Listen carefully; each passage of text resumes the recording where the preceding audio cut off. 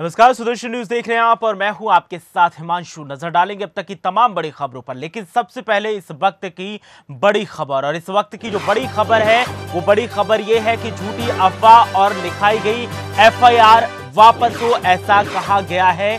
Jail जाने को तैयार सुरेश चौहान के जी, जो कि प्रधान संपादक है सुदर्शन न्यूज के, उनकी तरफ से जमानत लेने का दबाव जो बनाया जा रहा था संभल प्रशासन का, उस दबाव के जरिए उन्होंने बयान दिया और कहा कि सुरेश चौहान को कोर्ट में रखना चाहते हैं अपना पक्ष। उन्होंने कहा कि मैं अपना पक्ष रखूंगा और उन्होंने वकील लेने से भी इनकार कर दिया और साफ कहा कि वो अपना पक्ष खुद रखेंगे। वकीलों का एक बड़ा जत्था सुरेश चौहान जी के समर्थन में है, लेकिन उन्होंने साफ मना कर दिया कि वो वकील नहीं लेंगे।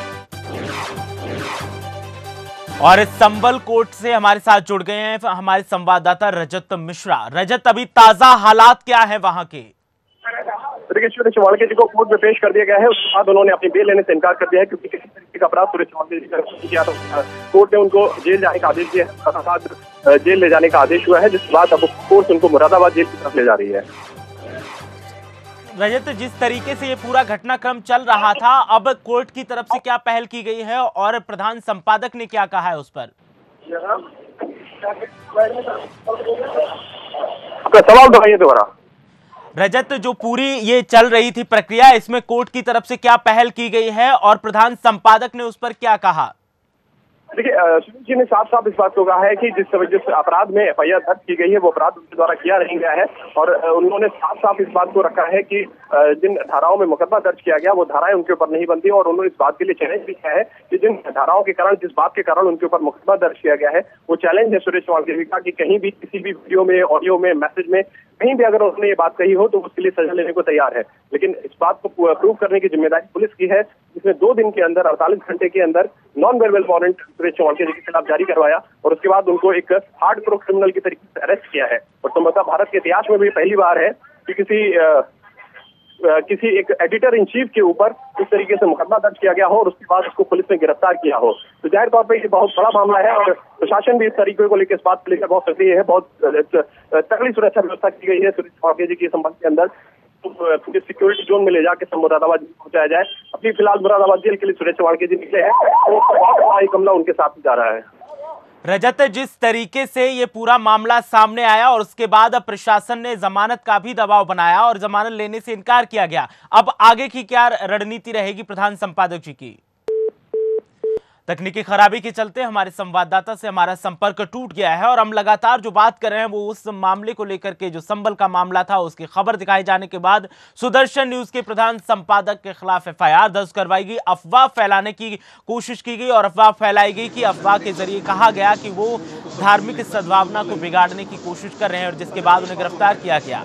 सुदर्शन न्यूज के प्रधान संपादक के खिलाफ की जा रही कार्रवाई महज एक झूठी अफवाह फैलाकर की गई एफआईआर के आधार पर की जा रही है, जिसे सुरेश चौहान जी ने बड़ी ही सरलता से स्वीकार भी कर लिया है।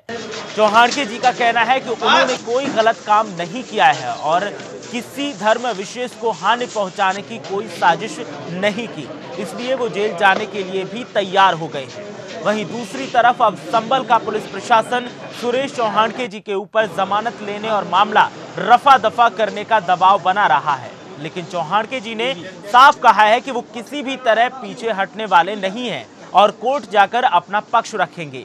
इतना ही नहीं, चौहान जी ने कोई वही वकील लेने से मना करते हुए कहा कि वो अपना केस खुद लड़ेंगे। दरअसल चौहान जी प्रशासन से ये पूछ रहे हैं कि किस आधार पर उनके साथ अपराधियों जैसा व्यवहार किया गया, जबकि उन्होंने देश के खिलाफ और किसी धर्म के खिलाफ कुछ नहीं कहा।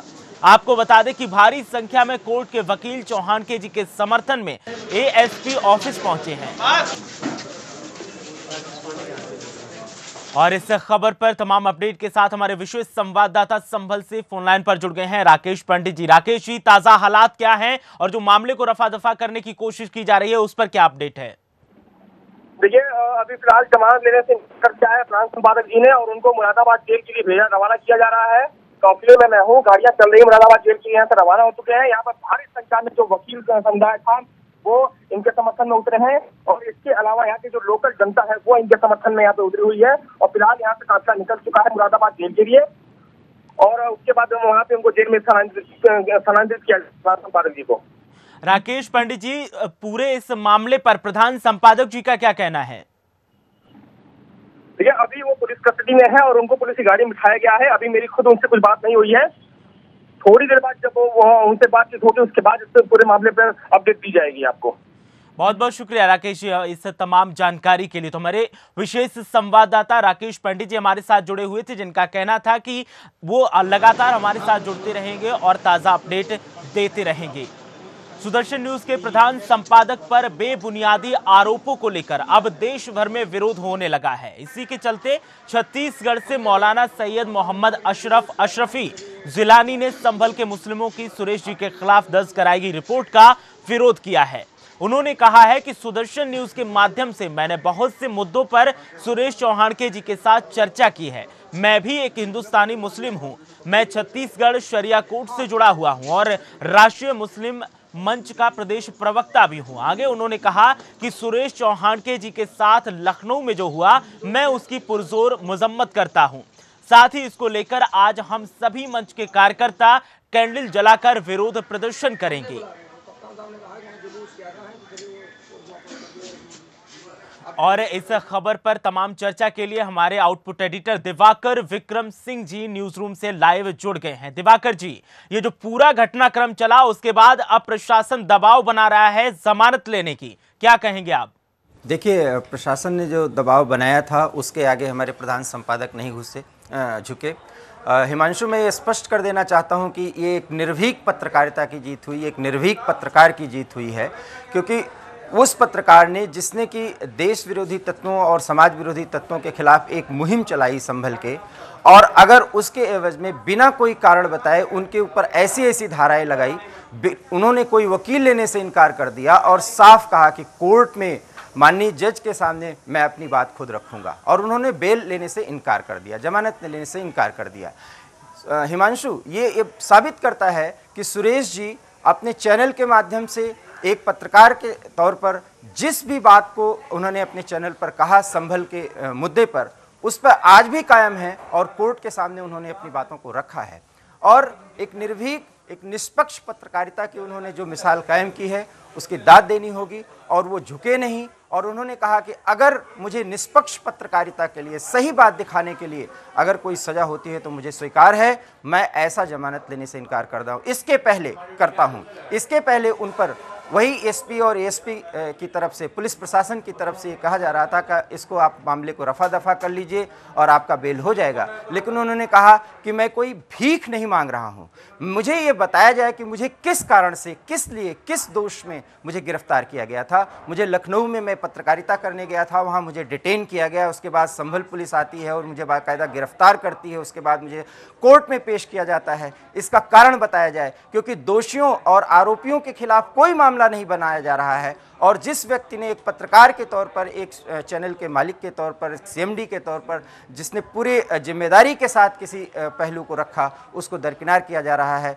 प्रशासन की इस अनदेखी का सुरेश जी ने विरोध किया और उन्होंने कहा कि मुझे जेल जाना कबूल है। निष्पक्ष पत्रकारिता की जीत हुई, एक निष्पक्ष पत्रकार जीता है। हिमांशु। दिवाकर जी, जिस तरीके से घटनाक्रम पूरा चला और जो आरोप लगाए गए, उन आरोपों के तहत अब मुस्लिम समाज के लोग भी समर्थन में आए हैं, क्या कहेंगे?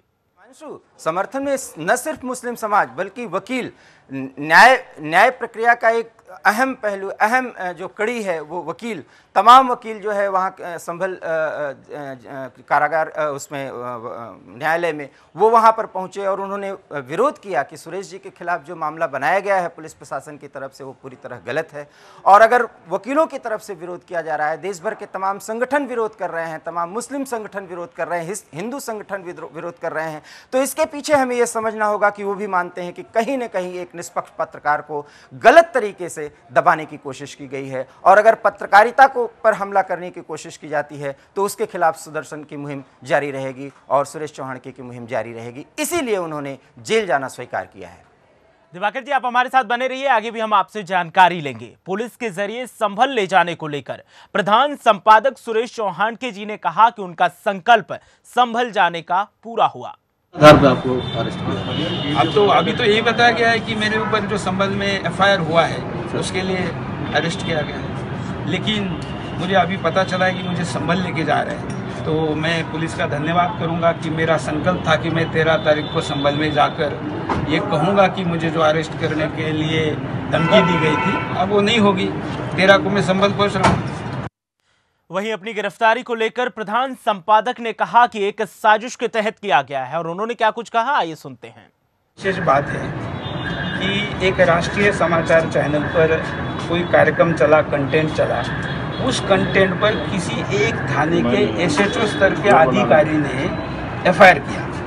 उसने ये लिखा है कि मैंने कंटेंट देखा, उसकी जांच की, वो गैर कानूनी था और इसलिए मैं ही एसएचओ ही इसको एफआईआर में तब्दील करता हूं और मैं ही गिरफ्तारी के आदेश देता हूं। मुझे कल 8 बजे के आसपास लखनऊ एयरपोर्ट पर दिल्ली जाने से रोका गया।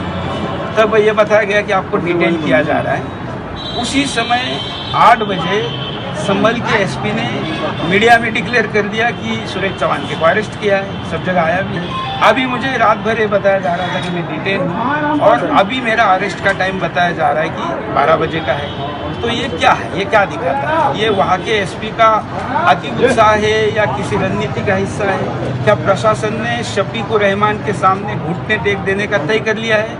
ये मुझे लगता है योगी जी के लिए सोचने का विषय है। मेरी तरफ से मैं यही कहूँगा कि जो अफवाह फैलाई गई कि मैं संभल के जामा मस्जिद में जाकर वहाँ पर जलाभिषेक करूँगा, ऐसा कोई भी वीडियो कोई भी व्यक्ति कहीं से भी लाके दिखाए, इवन मैंने ऐसा कोई एसएमएस भी किसी को किया ऐसा दिखाए, इवन मैंने किसी के साथ कानाफूसी की ऐसा भी दिखाए, तो भी मैं ये सज़ा कबूल करने के लिए तैयार हूँ।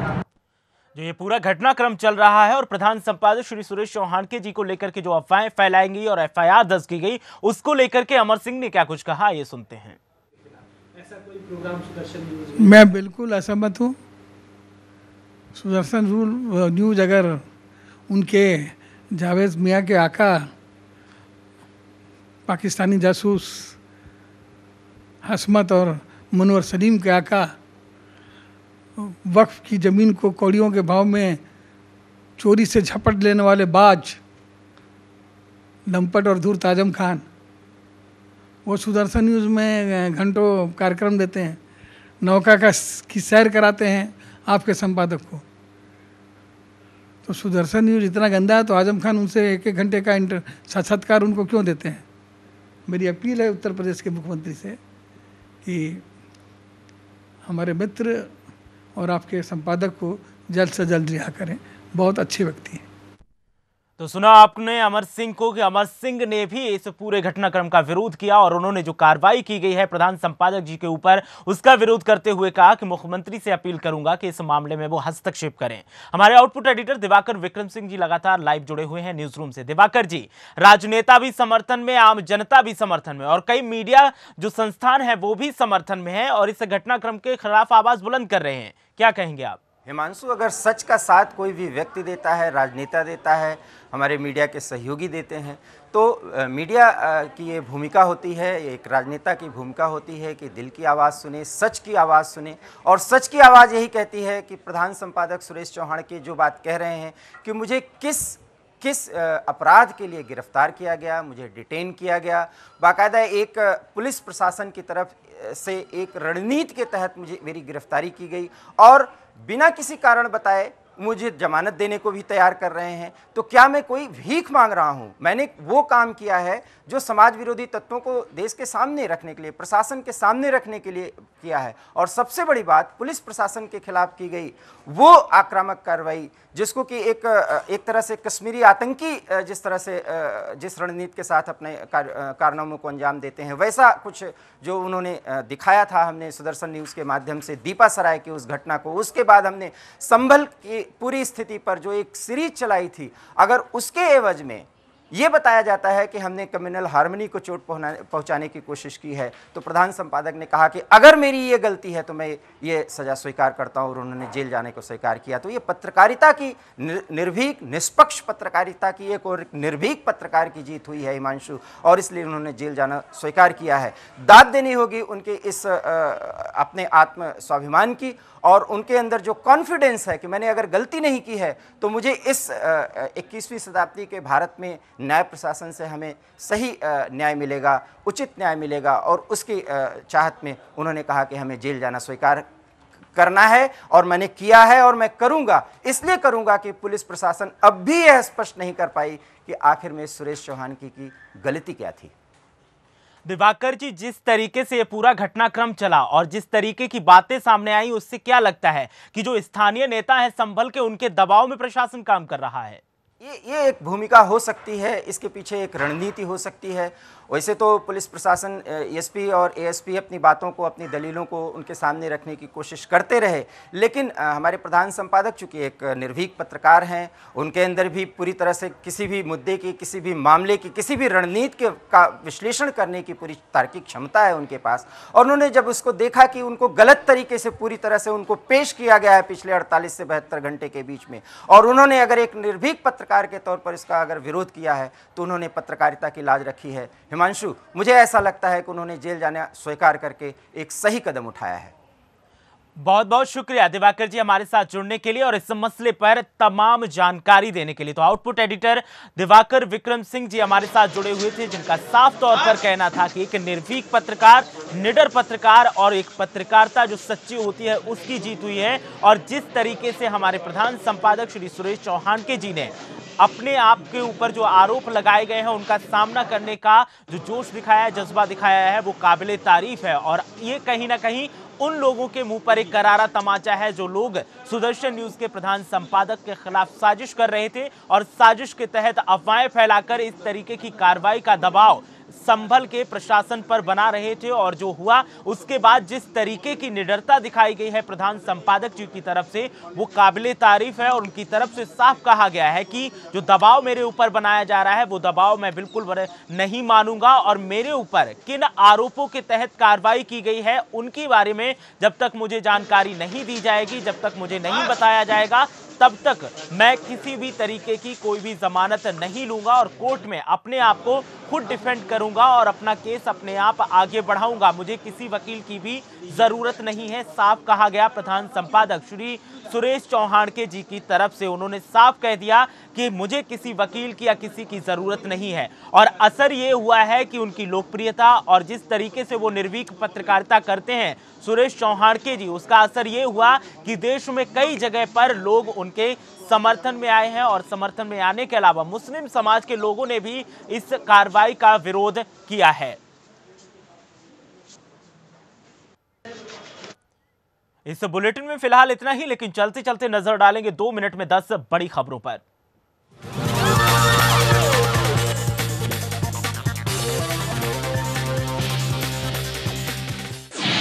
संविधान निर्माता डॉक्टर भीमराव अंबेडकर की 126वीं जयंती आज। नागपुर पहुंचकर पीएम मोदी देंगे श्रद्धांजलि, कई विकास कार्यों की देंगे सौगात। प्रधानमंत्री नरेंद्र मोदी आज देश को देंगे एक नया तोहफा। पीएम मोदी आधार और भीम ऐप से जुड़े एक नए पेमेंट सिस्टम का करेंगे उद्घाटन। ISIS पर अमेरिका की सबसे बड़ी कार्रवाई। अफगानिस्तान में गिराया सबसे बड़ा गैर परमाणु बम, धमाके में 18 लोगों की मौत। यूपी चुनाव आयोग का बड़ा ऐलान, पुरानी ईवीएम को बताया बेकार। यूपी के निकाय चुनावों में बैलेट पेपर के दिए टेंडर।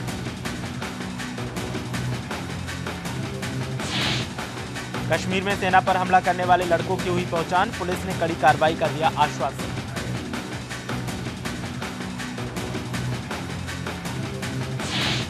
जीएसटी लागू होते ही आम आदमी पर पड़ेगा महंगाई का बोझ, बढ़ जाएंगे मोबाइल और रेस्ट्रा के बिल, 15 की जगह 18% देना होगा सर्विस टैक्स।